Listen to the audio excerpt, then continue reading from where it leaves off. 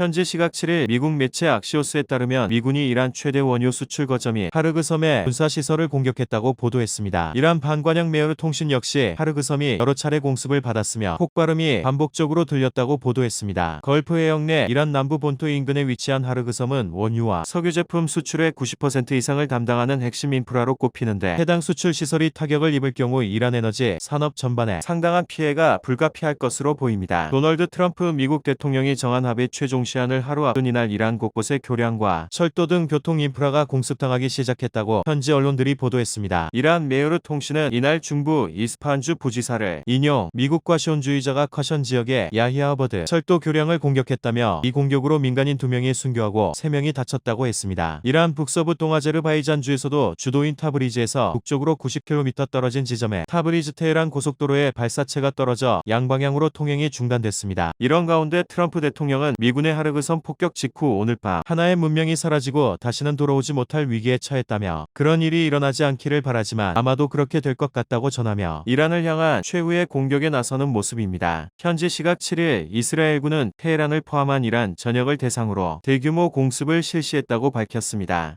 AFP 통신에 따르면 이스라엘군은 이날 공식 텔레그램 채널을 통해 이란 태정권의 인프라 타격을 목표로 한 공습화상 공격을 완료했다고 보도했습니다. 이란은 곧바로 이스라엘을 향해 미사일을 발사했고 이스라엘군은 이란에서 발사된 미사일을 확인했으며 이스라엘 국가 영토 내에서 방공 시스템이 위협 차단을 위해 가동 중이라고 밝힌 상태입니다. 이번 공습은 트럼프 대통령이 국제중재국의 휴전안이 아직 충분하지 않다고 밝힌 이후 이루어져 미국과 이스라엘의 추가 군사 작전도 예상되는 상황입니다. 이처럼 양측의 군사 충돌이 본격적인 보복 국면으로 접어들면서 중동 지역 전체로 긴장이 빠르게 확산되는 모습입니다. 특히 이란이 추가 보복을 예고하고 있는 만큼 호르무즈 해협을 비롯한 주요 에너지 수송로의 불안정성도 커지고 있습니다. 이에 따라 국제 유가와 해상, 운임이 동반 상승할 가능성이 제기되며 글로벌 금융시장에도 변동성이 확대될 수 있다는 우려가 나옵니다. 미국이 이스라엘 지원을 추가로 확대할 경우 분쟁은 단순 국지전을 넘어 다자간 충돌로 확대될 수 있어 보입니다. 이 때문에 이란이 트럼프 대통령의 휴전안을 빚지 않을 경우 추가 공습과 보복이 이어진다면 중동 전면전으로 비화할 가능성도 배제할 수 없는 상황입니다. 이스라엘이 이란의 석유화학 산업을 겨냥한 대규모 공습을 감행했습니다. 현지 시각 6일 카츠 이스라엘 국방부 장관은 이란 최대 석유화학 단지를 타격해 가동을 중단시켰다고 밝혔습니다. 카츠 장관은 성명을 통해 이란 석유화학 생산의 약 50%를 담당하는 아살루에 내 최대 시설에 강력한 타격을 입혔다고 했습니다. 아살루에는 이란 남부 해역의 세계 최대 해상 가스전 사우스 파르스와 인접한 이란 에너지 산업의 전략적 요충지로 평가되는 곳입니다. 앞서 이스라엘은 지난 4일 남서부 후제스탄주 마슈하르 석유화학 특구에도 공습을 진행한 바 있습니다. 카츠 장관은 이란 석유화학 수출의 약 85%를 차지하는 두 핵심 시설이 모두 가동 불능 상태에 빠졌다며 이는 이란 정권의 수백억 달러에 달하는 치명적인 경제적 타격이 될 것이라고 강조했습니다. 이란 국영 석유화학공사는 성명을 통해 파르스 특별경제에너지 단지 내 석유화학 산업의 일부 부대 시설이 적군의 공격을 받았다고 밝혔습니다.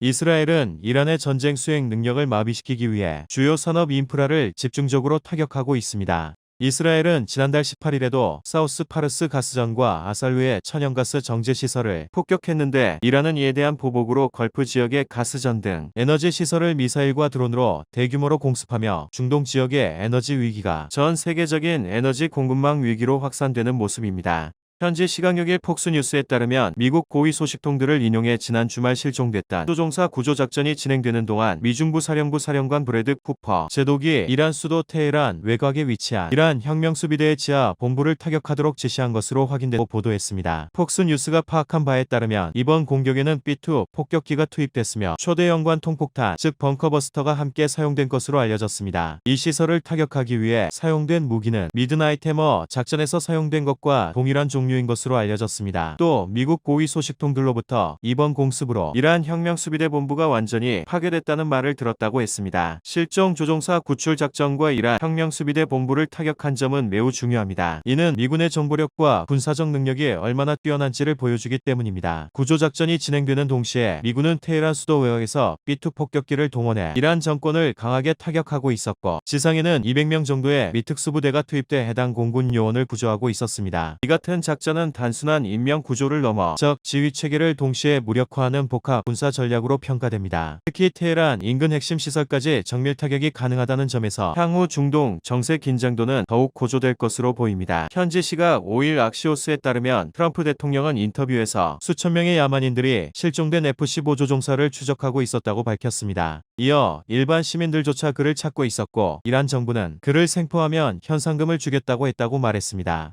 트럼프 대통령은 이번 구출 작전에 특수작전부대 소속 병사 약 200명이 참여했다고 밝혔습니다. 또 실종됐던 조종사가 부상에도 불구하고 24시간 넘게 산의 틈새에 숨어 있었으며 미국이 첨단 기술을 활용해 그를 발견할 수 있었다고 강조했습니다. 이번 작전은 미 해군 특수부대인 네이비실에서도 최정예로 꼽히는 실팀6가 투입되고 이스라엘군이 공중 지원을 맡는 등의 대담한 작전이 펼쳐졌습니다. 트럼프 대통령은 이스라엘의 역할도 높이 평가했습니다. 이스라엘을 위대하고 용감한 사람들이자 작은 남동생 같은 파트너라고 강조하며 연합작전에 대한 만족감을 드러냈습니다. 실제로 이스라엘 공군은 미군 구조대가 접근하는 동안 이란군의 접근을 차단하기 위해 해당 지역에 정밀 공습을 단행하는 등 제공권 확보를 적극 지원한 것으로 파악됐습니다. 이번 작전은 단순한 구조를 넘어 미국과 이스라엘 연합군의 정밀, 타격 능력과 실시간 정보전 역량을 동시에 입증한 사례로 평가됩니다. 적진 한복판에서도 인명 구출이 가능하다는 메시지를 통해 군사적 억지력을 강화했으며 향후 중동 작전에서의 주도권을 미국이 확고히 쥐고 있음을 보여준 것으로 보입니다. 현지 시각 4일 미국과 이스라엘은 이란 남서부의 부쉐르 원자력 발전소 인근을 공격했습니다.